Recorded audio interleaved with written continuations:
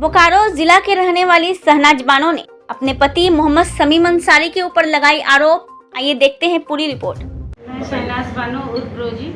मेरी शादी खुसरू करगली बाज़ार मोहम्मद समीम के साथ मुस्लिम रीति रिवाज के साथ हुई थी।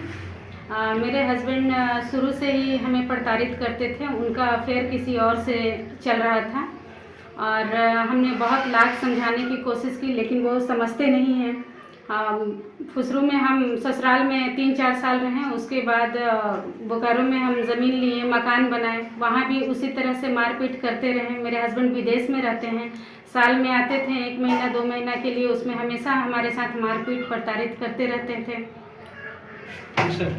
क्या दिक्कत ये था कि मेरे हस्बैंड का अफेयर कहीं और चल रहा था और मैं जब उनको समझाने की कोशिश करती थी तो वो हमसे मारपीट करते रहते थे हमेशा, और हमें हमेशा तलाक देने की धमकी देते हैं और कहते हैं कि तुम लोग क्या कर लोगी, थाना पुलिस कोई कुछ नहीं कर सकता है, हमारे पास पैसा है, तुम्हारे पास है क्या।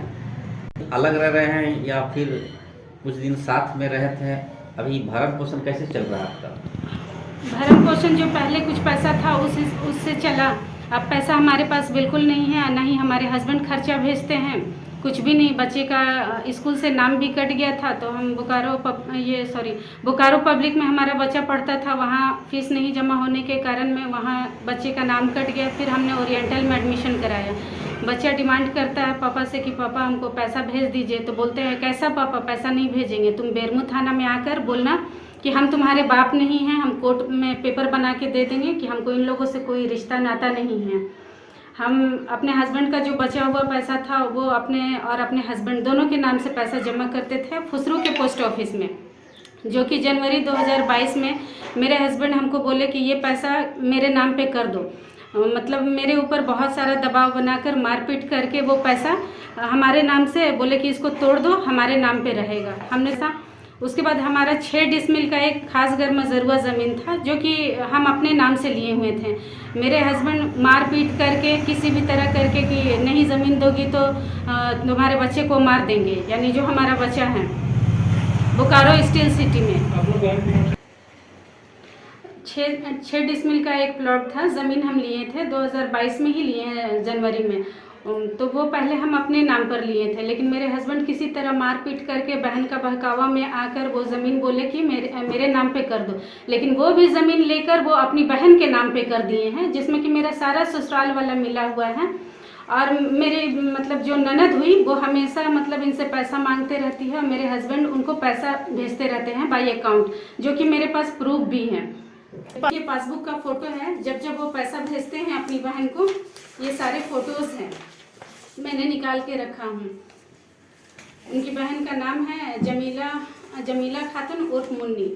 ये लोग हमेशा पैसा मांगते रहती हैं और कहती हैं कि आपको भैया के साथ नहीं रहने देंगे।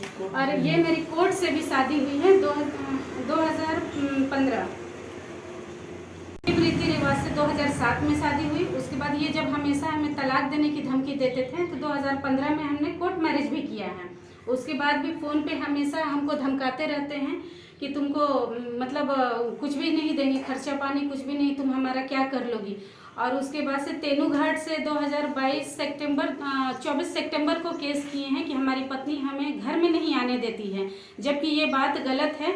18 सितंबर को मेरे घर में आए हैं, जबकि बालीडीह का मतलब कुछ अधिकारी भी आए थे जिनका नाम मैं अभी नहीं बताऊंगी। और मेरे पास उस दिन का रिकॉर्डिंग भी है कि हमारे हस्बैंड हमारे घर पर आए और शाम होते ही उनकी भाभी का कॉल आने लगा कि हमारे पास आ जाओ, और हमसे मारपीट करके और वो भाग गए। यहाँ बोकारो स्टील सिटी जिस घर में मैं रहती हूँ अकेले अपने 14 वर्षीय बच्चे के साथ रहती हैं, जिसका नाम मोहम्मद साहिल समीम है। मैंने 19 सितंबर को एसपी के पास और डीएसपी के पास दोनों के पास एक लिखित आवेदन दी हूँ। और मेरे हस्बैंड ये ब्लेम लगाते हैं कि हमें घर में घुसने नहीं देती हैं। तो घर में घुसने नहीं मैं देती हूँ तो फिर 18 सितंबर का कैसे आपका है, कैसे आप आए हैं? क्या 22 या 23? 2022। किस टाइप का एक साथ कर रहे हैं? साथ में रहना चाहते हैं, भरण पोषण के लिए खर्चा चाहते हैं, या जो आपने उनके नाम पर किया वो चाहते हैं?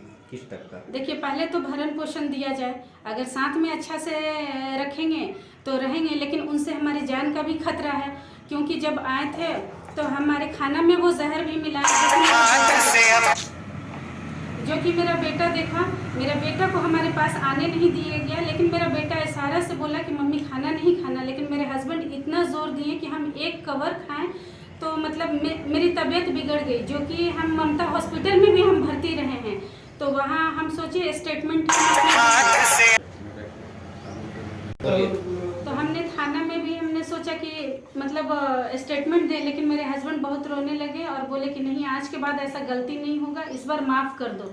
लेकिन हर बार माफ़ कर करके आज देखिए, आज हम लोग को भरण पोषण भी नहीं दे रहे हैं, खर्चा भी नहीं, और हमेशा जान से मारने की धमकी देते हैं और कहते हैं कोई थाना पुलिस मेरा कुछ नहीं करेगा, और मुस्लिम में 4 शादी करना जायज़ है, हम 4 शादी करेंगे, तुम कुछ भी नहीं कर सकती हो।